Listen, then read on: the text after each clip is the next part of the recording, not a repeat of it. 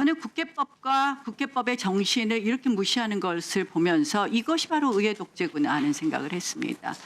위원장께서 마음대로 간사 선임안을 안 올려주십니다. 이거 일반 반장 뽑는데 왜 이반 반원들이 뭐라고 합니까?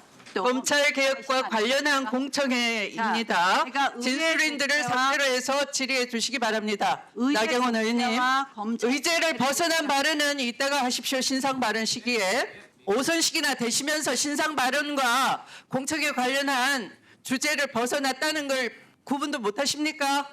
오선식이나가 뭡니까? 오선식이나가. 위원장님 그 발언 취소하십시오. 저희 그 방송용으로 오디오 겹친다라는 얘기를 하는데 두 분이 계속해서 오디오가 겹치는 일이 어제 오늘 있습니다. 공청회 자리였는데 지금 추미애 위원장과 나경원 의원이 또 부딪힌 건데요.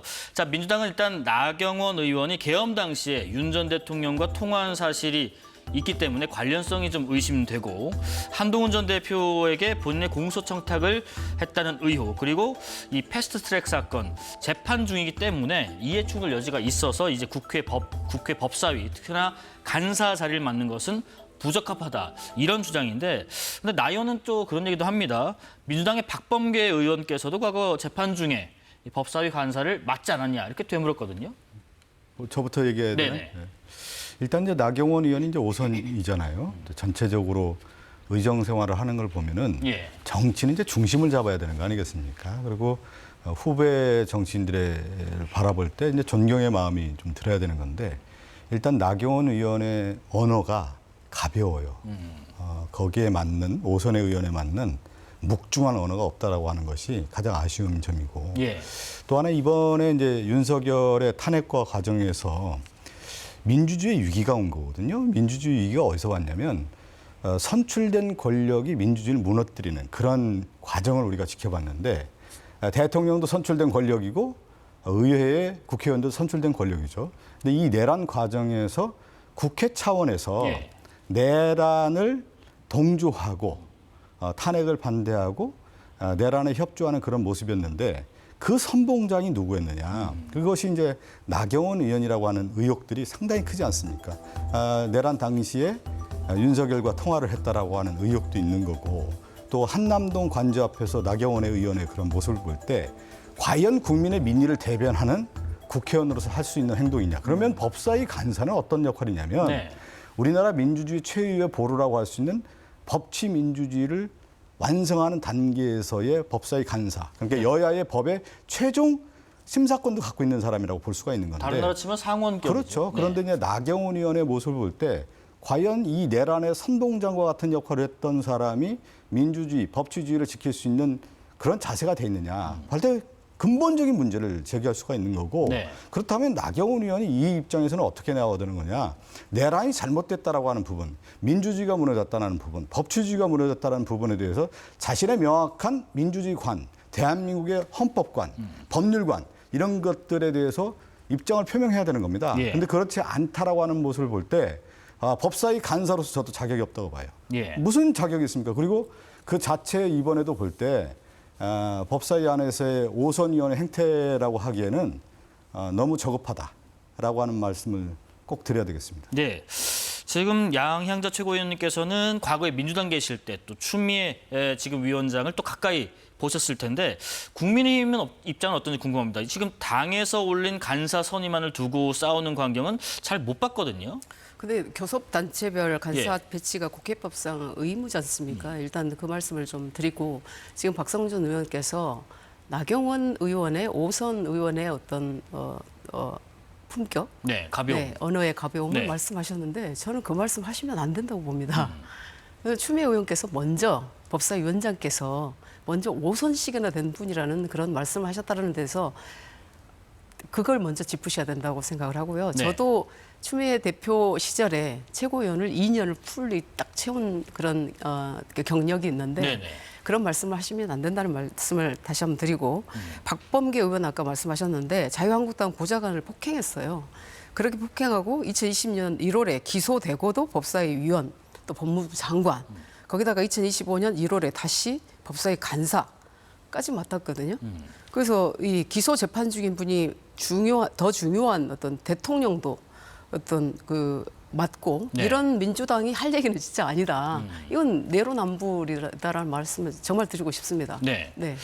그런데 그 오늘 범여권 의원들이 이 나경원 의원에 대한 징계 요구안을 국회에 제출했는데 어떤 발언이었는지 바로 이 발언 때문이었습니다. 한번 들어보겠습니다.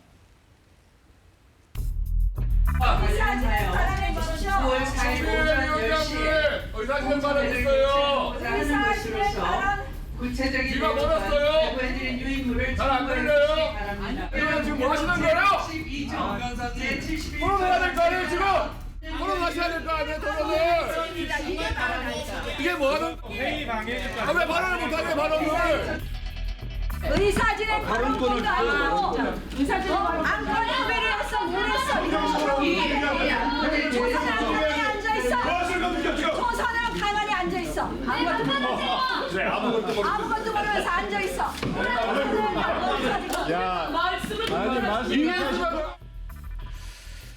그 발언 전체적으로 저희가 한번 들어봤는데 일단 징계가 좀 필요하다라고 보는 이유 한번 들어보겠습니다. 저는 저 정도 되면 예. 나경원 의원이 좀 심플하게 사과하고 끝낼 문제라고 봐요. 뭐냐면 그 법사위 회의장에서 반말로 네.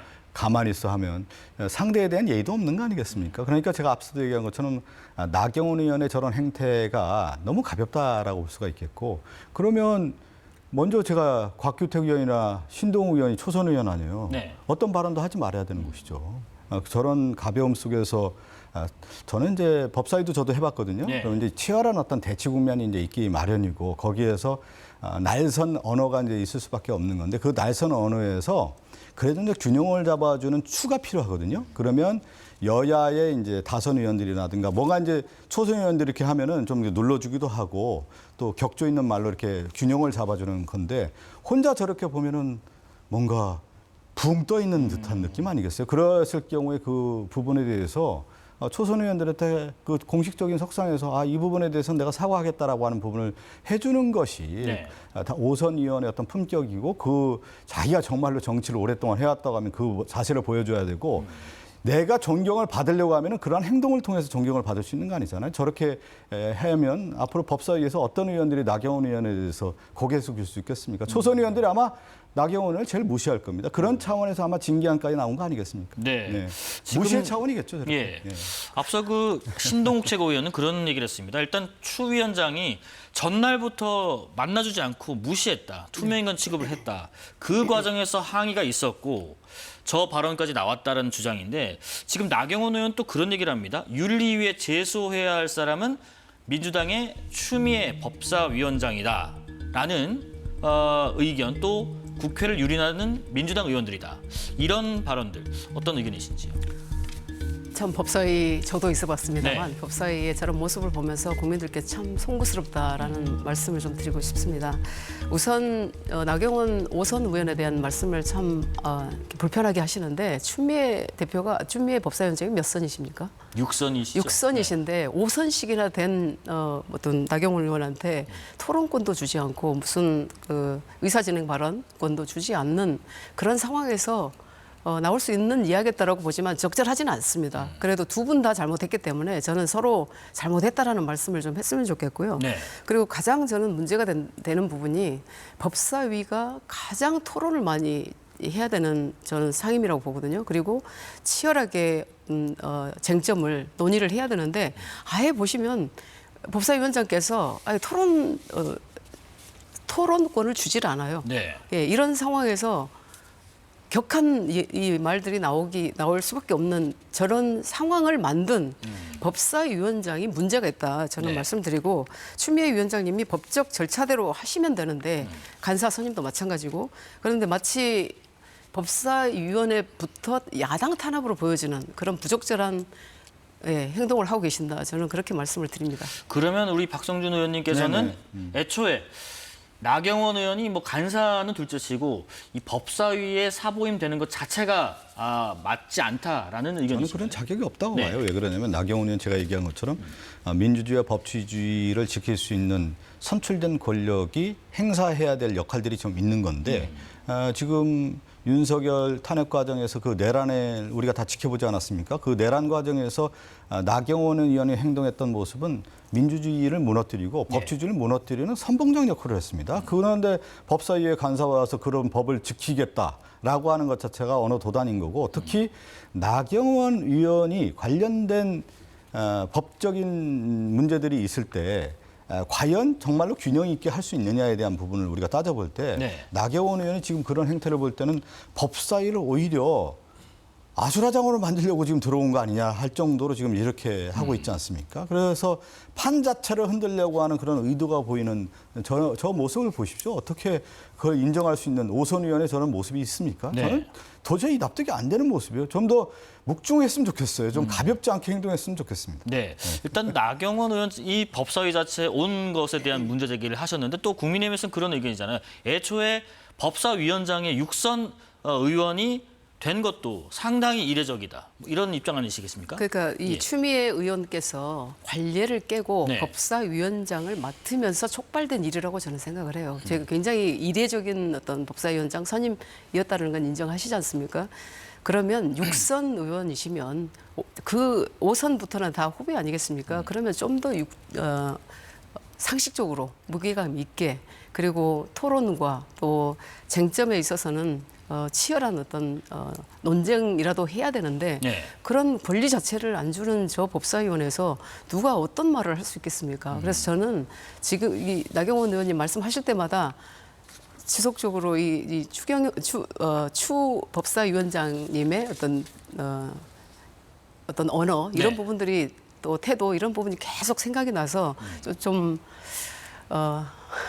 말씀드리기가 좀 그렇습니다만 잘 진행했으면 좋겠습니다. 국민들이 보시기에 정말 법사위만큼은 서로 법 하에서 상식적이고 정말 합리적이고 품격 있게 진행되기를 바라는 마음입니다.